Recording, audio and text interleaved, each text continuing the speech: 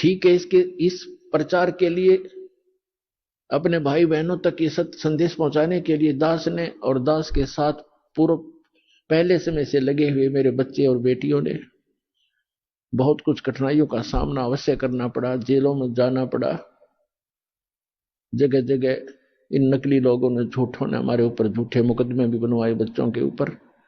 लेकिन हमें पता लग गया है कि वो अनजानपने में ये सब कुछ कर रहे हैं। जिस दिन उनको भी ये ज्ञान होगा, वो भी उसी भगवान के बच्चे हैं और वो हमारे साथ हो जाएंगे, उनका कल्याण हो जाएगा। हमारा उद्देश्य किसी की भावनाओं को ठेस पहुंचाना नहीं, हमारा उद्देश्य उनको सही दिशा देना है कि जिससे आपका भी और आपके परिवार का भी, और आपके जो इस गलत साधना करके चले गए, मृत्यु को प्राप्त आज प्रेत पितर बने हुए, उनका भी उद्धार हो जाएगा इस साधना से, जो दास बताता है। अब जैसे भावनाओं को ठेस पहुंचाने की बात जो ये मूर्ख लोग करते हैं, जो स्वार्थी करते हैं, जनता को भ्रमित करते हैं कि हमारी भावनाओं को ठेस पहुंचा दिया, इन मंदिर मस्जिदों, गुरुद्वारों और चर्चों की पूजा को ठीक नहीं बताया, मंदिरों में जाने को गलत बताते हैं, भगवान की मूर्ति पूजना, मूर्ति की पूजा गलत बताते हैं, केदारनाथ, अमरनाथ, इन धामों और तीर्थों पर जाने को गलत बताते हैं। ये हमारी भावनाओं को ठेस पहुंचाते हैं। पुण्यात्मा, भावनाओं को ठेस नहीं पहुंचाया जाता। यदि किसी के पास यथार्थ ज्ञान है और उस ज्ञान के आधार से कोई ज्ञान बताता है, वो तो ऐसा है जैसे बच्चे होते हैं, छोटे छोटे बच्चे, अग्नि जल रही होती है, आग जल रही है, और बच्चा उस अग्नि के बलते हुए उस जल रही उस भट्ठी की तरफ चलता है, और उसको कोई देख लेता है, बुद्धिमान व्यक्ति, कि ये बच्चे अग्नि की भट्ठी की तरफ जा रहे हैं और ये जल जाएंगे। उनको जाकर वो उठा लेता है और वो जाना चाहते हैं, उसको अच्छी वस्तु समझ के पकड़ना चाहते हैं और उसको उठा लेता है, तो वो रोता भी है और कहता है मुझे छोड़ दे, इधर ही जाने दे। उसकी भावनाओं को वहां ठेस पहुंचाना अनिवार्य था। यदि उस भावनाओं को ठेस नहीं पहुंचाया जाता तो जल के मर जाता वो बालक। तो दास का प्रयत्न यही समझो कि यदि आप इसको भावनाओं को ठेस समझते हो, तो ये इस प्रकार की भावना को ठेस पहुंचाना दास की मजबूरी होगी, क्योंकि दास इस मार्ग से परिचित हो चुका है। और जहां तक पार बसाओगी, आपको वहां नहीं जलने दूंगा उस आग के अंदर। अपने आत्मा परमात्मा आकर बताया करते थे कि जिन धामों की आप पूजा करने जाते हो, इन धामों की कुछ कम से कम तुम स्थापना देखो कैसी हुई है। इन तीर्थों की ये स्थापना कैसे हुई, और फिर ध्यान से सोचो, विचार करो। आज बालक नहीं हो, आप शिक्षित हो, उनके इतिहास, उनकी जीवनी हमारे पास उपलब्ध है, उनको पुनः विचार करके ग्रहण करो, उनको त्याग दो। देखो, जितने भी तीर्थ हैं, धाम हैं, और जितने भी ये पवित्र स्थल हैं, आदरणीय हैं, ये आदरणीय यादगारें हैं, लेकिन वहां जाने से मोक्ष नहीं हो सकता। आपको बहुत बार बताया है, परमात्मा भी आकर स्वयं बताया करते थे और कहा करते थे कि इन धामों पर जाने से आपका मोक्ष नहीं, उल्टा पाप और जीवन पाप प्राप्त और जीवन नाशी आपका होता है। आपको एक झलक दिखाते हैं, ये तीर्थ कैसे बने जहां हम पूजने जाते हैं। देखिएगा एक पुस्तक, ये पुस्तक है हिमालय तीर्थ, ये पुस्तक है हिमालय तीर्थ, और ये हमारे शंकराचार्यों द्वारा दिए गए ज्ञान है, दिया गया ज्ञान है। ये है जेपी नबूरी इसका प्रकाशक। ये देखिएगा, हिमालय तीर्थ, जेपी नबूरी, उप मुख्य कार्यकारी श्री बद्रीनाथ केदारनाथ मंदिर समिति, ट्रैक्स एंड टूर्स, कलकत्ता, और ये यहां से छपे हैं। अब हम इसके आपको ये देखिएगा उत्तराखंड के पंच केदार, ये पृष्ठ नंबर 17 है। यहां से हम प्रारंभ कर रहे हैं।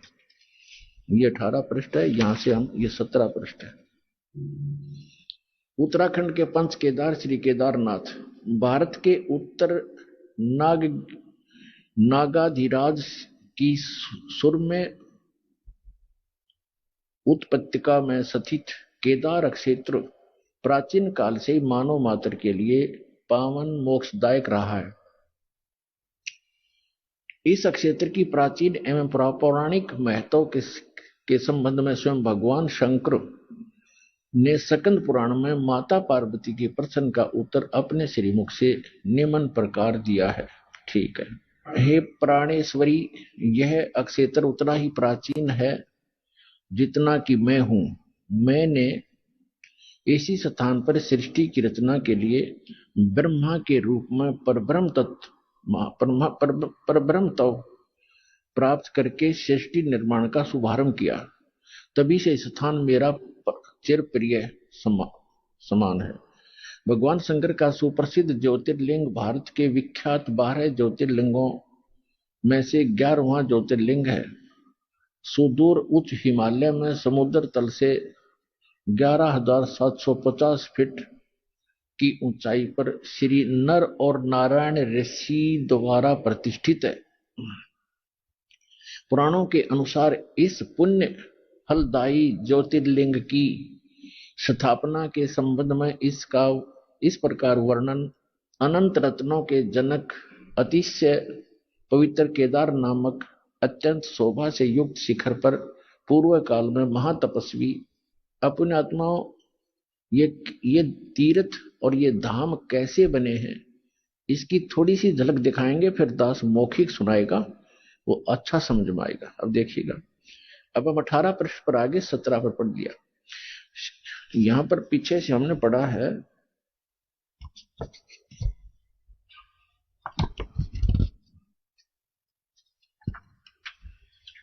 यहां से फिर पढ़े। यह है कि पवित्र केदार नामक अत्यंत शोभा से युक्त शिखर पर पूर्व काल में महातपस्वी कौन? ऋषि श्री नर और नारायण ने, ये 2 ऋषि थे, नर और नारायण ने भगवान शिव को प्रसन्न करने के लिए बड़ी कठिन तपस्या की। इस तपस्या से तीनों लोकों में उनकी चर्चा होने लगी, जिसकी सभी लोकों में प्रशंसा होने लगी।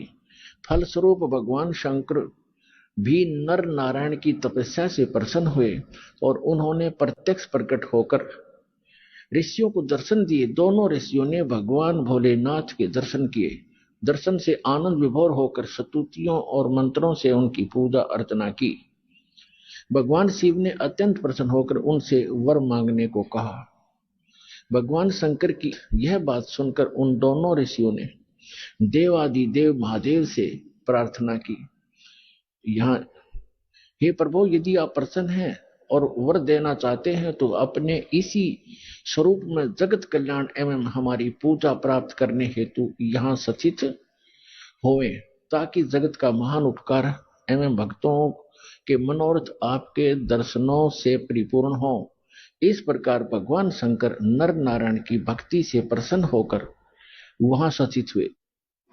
देवादिदेव महादेव, यदि आप हम पर प्रसन्न हो तो भक्तों के कल्याण हेतु आप सदा सदा के लिए अपने स्वरूप से इस स्थान पर स्थापित करने की कृपा करें। अपने स्वरूप को यहाँ स्थापित करने की कृपा करें। यहाँ आकर आपका दर्शन पूजन करने वाले मनुष्यों को आपकी अविनाशी भक्ति प्राप्त होगी। ऋषियों की प्रार्थना सुनकर भगवान शिव ने ज्योतिर्लिंग के रूप में वहां यह वास करना स्वीकार कर लिया। भगवान शिव से वर मांगते हुए नर और नारायण ऋषियों ने इस ज्योतिर्लिंग और इस पवित्र स्थान के विषय में जो कुछ कहा है वह अक्षर से सत्य है। इस ज्योतिर्लिंग के दर्शन पूजन तथा यहाँ स्नान आदि करने से भक्तों के लौकिक फलों की प्राप्ति के साथ साथ अचल शिव भक्ति और साथ ही मोक्ष की प्राप्ति भी सहज हो जाती है। हिमालय में केदार नामक पर्वत शिखर पर प्रतिष्ठित होने के कारण इस ज्योतिर्लिंग को श्री केदारेश्वर ज्योतिर्लिंग के नाम से जाना जाता है। केदार शब्द का शाब्दिक अर्थ है ऐसे स्थान से होता जहां दलदल एवं अति मात्रा में पानी हो। केदार क्षेत्र में यही स्थिति है, क्योंकि भगवान शंकर जलधारा प्रिय हैं। नर और नारायण ऋषियों के पश्चात अन्य ऋषि मुनियों व भक्तों द्वारा यह ज्योतिर्लिंग पूजित रहा। तत्पश्चात महाभारत काल में पांडवों द्वारा गोत्र हत्या अर्थात महाभारत युद्ध में अपने भाई बंधुओं आदि की हत्या के पाप से मुक्त हेतु यहाँ पर देवादिदेव महादेव को की आराधना की गई। इसी प्रसंग में पुराण में एक कथा आती है। अपने आत्मा पहले ये निष्कर्ष बताते थोड़ा, उसके आगे और शेष आपके पढ़ के सुनाऊंगा, क्योंकि वर्तमान में एक बहुत दुर्दांत घटना घटी है जिससे आत्मा रो रही है, दुखी है, क्योंकि वो भी हमारे एक तरफ भटक रहे थे, परमात्मा के लिए वहां गए और वहां उनको क्या मिला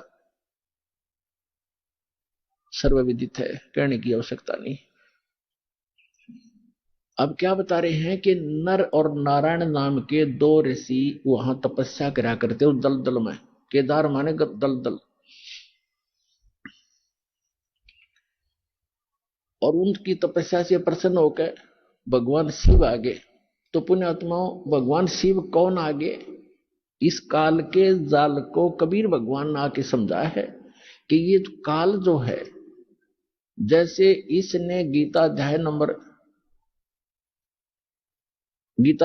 4 के श्लोक नंबर 5 और 9 में कहा कि अर्जुन, मेरे और तेरे बहुत जन्म हो लिए, तू नहीं जानता मैं जानता हूं, मेरे जन्म और कर्म अलौकिक है। और गीता अध्याय नंबर 7 के श्लोक नंबर 24 और 25 में इसने बताया है कि मैंने एक प्रतिज्ञा कर रखी है, मैं अपनी योग माया से छुपा रहता हूं, कभी भी किसी के सामने अपने वास्तविक रूप में स्पष्ट नहीं होता। मैं कभी किसी के सामने अपने वास्तविक रूप में नहीं आता। तो ये क्या करता है, जैसे कोई ऋषि साधना करता है, उसको किसी को विष्णु रूप में दर्शन दे देता है अपने पुत्र विष्णु के रूप में, तो वो ऋषि विष्णु का उपासक बन जाता है, उसी का अनाउंसमेंट करने लग जाता है, उसी का ज्ञान प्रचार करता है कि सर्वेश्वर है, महेश्वर है, सबकी स्थिति पालन और संहार करने वाला यही है। और कोई ऋषि साधना, कोई भक्त साधना कर रहा है तो किसी को ब्रह्मा जी के रूप में दर्शन दे देता है। तो वो कहता है कि ये ब्रह्मा जी हमारे सामने रहते हैं, देवता, यही भगवान है, सर्वशक्तिमान है। मैंने समाधि दशा में इसके दर्शन किए, ये छुपाई है अपने आप को। इससे उन ब्रह्मा जी और विष्णु जी को भ्रम हो जाता है कि हम ही सचमुच भगवान है। इसी कारण से शिवपुराण में प्रकरण आता है, विद्वेश्वर संहिता के अंदर, एक बार ब्रह्मा जी गए विष्णु जी के पास और ब्रह्मा जी कहने लगे कि पुत्र, तू मेरा खड़ा होकर सम्मान क्यों नहीं करता? मैं तेरा पिताया हूं, मैं तेरा जनक हूं, सारी सृष्टि का उत्पत्ति करता हूं। विष्णु जी लेटे लेटे कहते हैं कि आजा बेटा, बैठ जा, तू मेरा पुत्र है, तू मेरी नाभि कमल से उत्पन्न हुआ, मैं ही सर्वशक्तिमान हूं, मैं सबका रचने वाला हूं। इस बात पर दोनों लड़ पड़े। फिर ये काल आ गया, वहां पर शिव रूप धारण करके इन दोनों के बीच में एक लिंग खड़ा कर दिया, तेजों में स्तंभ। ये लड़ना भूल गए, ऊपर ऊपर नीचे ढूंढने लगे।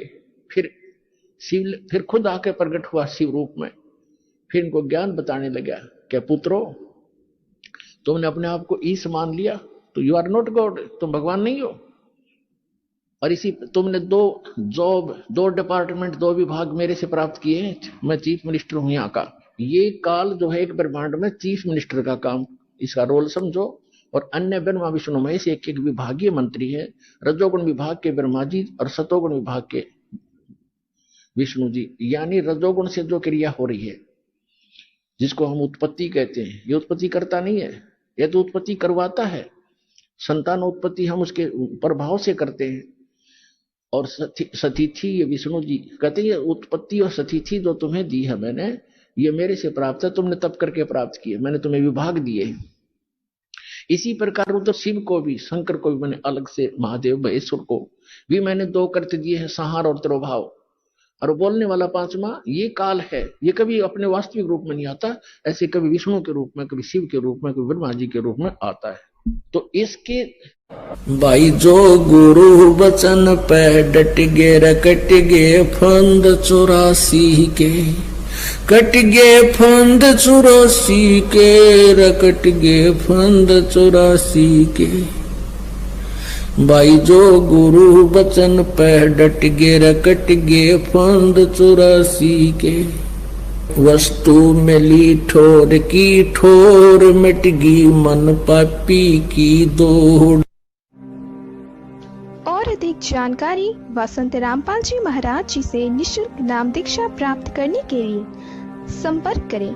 हमारे संपर्क सूत्र है 8222880541, 8222880542। आप नीचे स्क्रीन पर दिए गए हमारे अन्य नंबरों पर भी संपर्क कर सकते हैं। विजिट करें हमारी वेबसाइट पर। हमारी वेबसाइट है www.jagatgururampalji.org। अगर आप ये वीडियो YouTube पर देख रहे हैं तो हमारे चैनल को सब्सक्राइब करें और बेल आइकन को दबाना ना भूलें। अगर आप Facebook पर ये वीडियो देख रहे हैं तो हमारे पेज को लाइक करें।